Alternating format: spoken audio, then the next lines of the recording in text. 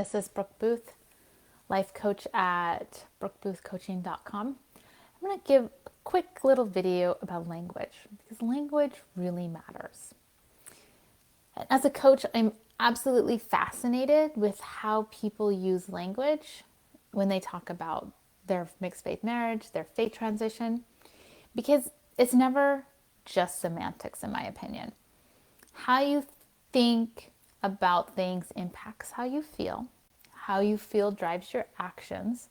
And there are real consequences to how you think when you look at it in that context. And so because we think in language, it's really important to look at what we're thinking. So how do you talk about your faith journey? Do you call it a journey, a transition, a crisis? How do you talk about it? Or your spouses? I was talking to a friend recently who called her experience a faith in church crisis. And she told me that that was different than a faith in God crisis for her. She made a very clear distinction. And she said it wasn't that she was experiencing a faith in God crisis or a faith in spirituality crisis. She was experiencing a faith in church crisis.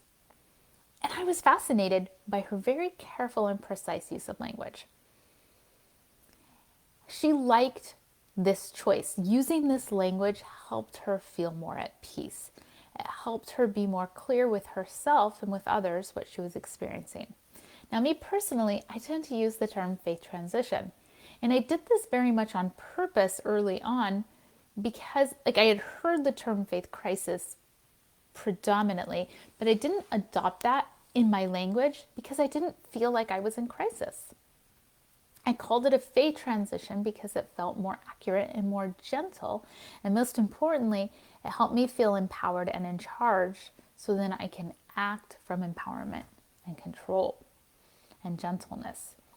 Now, I know some people, I have some friends who call their experience, like my friend, she called it a faith in church because that was what was accurate too, and it helped her show up well in her life. I know others who use the term faith crisis, and I'm not saying that's a bad term to use. They use it because it feels accurate to them. They use it because they really feel like their relationship with God has very much changed, and it feels more authentic for them when they use that language. It helps them show up better for themselves in their lives. So you see, it's all very specific and it's all very individualized. So I want you to start thinking about how you talk about your experience or your spouse's. How does it feel? Does it feel limiting? Does it feel empowering? Does it feel expansive? How does it help you show up in your marriage? Is it a victim or is it somebody who's decisive and clear? It's worth looking at. When you start asking these questions, when you really look at the language you're using, it helps you really look at the thoughts you're thinking. And like I started with, thoughts are important to look at because our thoughts create our feelings, and our feelings fuel our actions.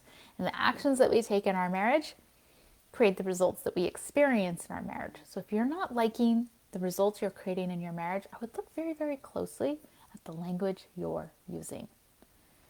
And again, questions I want you to consider. How you talk about it. Is it empowering or disempowering? Is it expansive or is it limiting?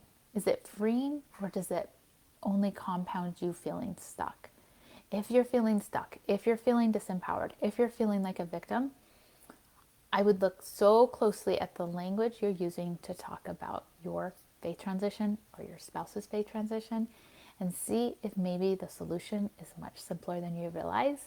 And maybe the solution is to reframe and rephrase a lot of the language you use because it matters. All right, wishing you the best.